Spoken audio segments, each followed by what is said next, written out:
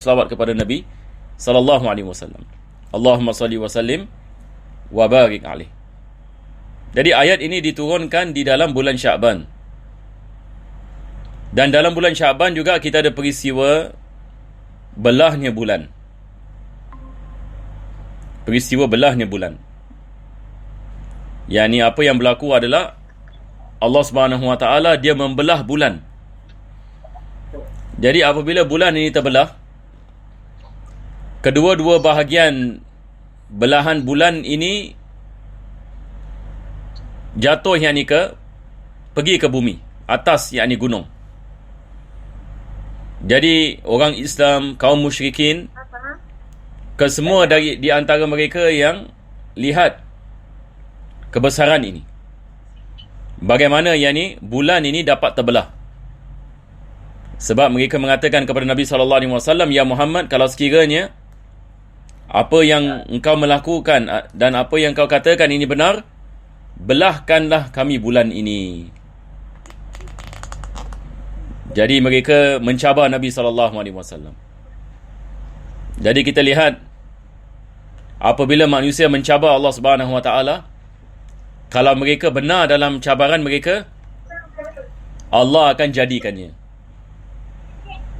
Yani kita lihat yani misalan kisah-kisah Nabi-Nabi yang lain yang ini pun sama. Fir'aun yang ini mencabar Nabi Musa AS. Fir'aun yang ini mengatakan Nabi Musa AS pendusta, tidak benar, bukan Nabi. Lepas itu dia mencabar, dia mengatakan, kalau engkau betul-betul Nabi, datangkanlah sesuatu. Datangkanlah sesuatu tanda. Jadi Allah Subhanahu Wa Taala memberikan Nabi Musa AS tongkat yang boleh menjadi ular. Begitu juga dengan Nabi Isa AS. Nabi Isa AS, kaum dia mencabar dia. Kalau dia betul ini seorang Nabi, tunjukkanlah kami tanda kenabian. Jadi apa dia buat? Dia menghidupkan orang yang sudah mati. Orang yang sudah mati hidup balik.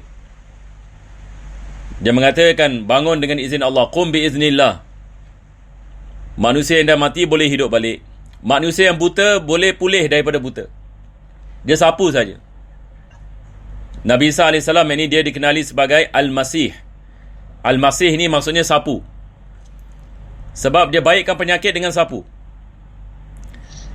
Ada orang sakit kulit, dia sapu saja tangan orang tu, baik. Orang yang ni buta, dia sapu dia matanya, baik. Ini adalah mukjizat Nabi Isa AS. Maka Allah Subhanahu Wa Taala memberikan mukjizat kepada Nabi-Nabi dan Rasul. Nabi Saleh AS dicabar oleh kaumnya, keluarkan unta daripada batu. Kaum Nabi Saleh mengatakan, "Ya Saleh, kalau engkau benar, maka keluarkanlah unta daripada batu." Macam mana yang ni unta nak keluar daripada batu? Ini adalah perkara yang mustahil. Unta keluar daripada batu. Nabi Saleh AS berdoa kepada Allah, "Ya Allah, ciptakanlah yang ni unta daripada batu ini. Keluar yang ni unta daripada batu." Begitu juga Nabi SAW.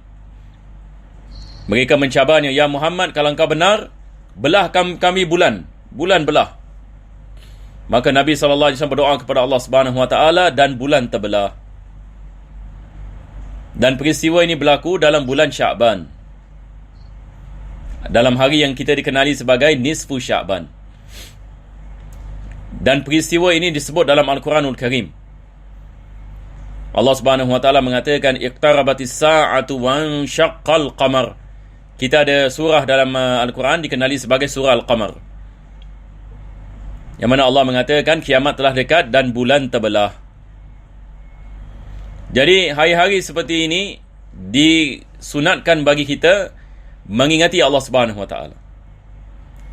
Ini adalah hari-hari Allah, seperti mana Allah mengatakan dalam Al-Quran. Nabi SAW apabila dia hijrah ke Madinah, dia mendapati orang Yahudi puasa. Jadi dia menanyakan kepada mereka, "Kenapa kamu puasa?" Dia mengatakan, "Hari ini Allah selamatkan Nabi Musa daripada Fir'aun." Yang ni Nabi Musa AS, dia dikejar oleh Firaun. Firaun nak bunuh dia. Apa jadi? Allah Subhanahu Wa Taala membelah lautan. Lautan yang ini terbelah. Jadi Nabi Musa AS ini dengan kaumnya berjalan. Allah membelah yang ini lautan tersebut. Jadi orang Yahudi mengatakan disebabkan peristiwa ini kami puasa. Maka Nabi SAW dia mengatakan kami lebih berhak untuk puasa daripada kamu. Maka dia perintahkan kita untuk kita puasa pada hari tersebut. Itu dikenali sebagai hari Ashura. Jadi Nabi SAW mengajarkan kepada kita hari-hari kebesaran ini seperti ini disunatkan kita mensyukuri akan Allah Subhanahu Wa Taala. Jadi bulan Syaban banyak peristiwa yang berlaku, daripadanya juga kewajipan puasa. Ayat yang berkenaan dengan kewajipan puasa diturunkan pada bulan Syaban. Dan Nabi SAW ini suka yang ini kepada bulan Syaban, sehingga kan dikatakan beliau banyak puasa pada bulan Syaban lebih daripada bulan lain. Dan bulan Syaban adalah bulan yang menjadi pembukaan bagi bulan Ramadan. Jadi kita bersyukur kepada Allah Subhanahu Wa Taala, kita telah melalui bulan Rajab, kita akan masuk ini pada bulan Syaban, dan kita akan sampai insya-Allah Taala pada bulan Ramadan. Dan bulan Ramadan bulan pengampunan. Allah Subhanahu Wa Taala mengampunkan dosa manusia yang beriman apabila kita bertaubat kepada Allah dan kita berdoa kepada Allah Subhanahu Wa Taala dan kita melakukan ibadat puasa bagi yang mampu. Kalau bagi orang yang menghadapi kesakitan dan sebagainya, ada jalan keluar. Tetapi bulan Ramadan adalah bulan yang barakah.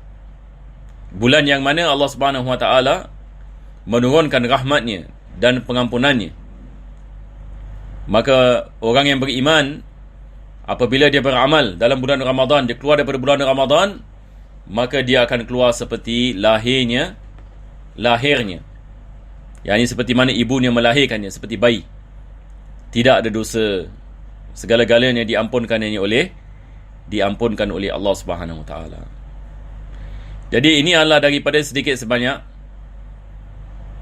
apa yang bersangkut paut dengan yang ini bulan yang ini Syaban.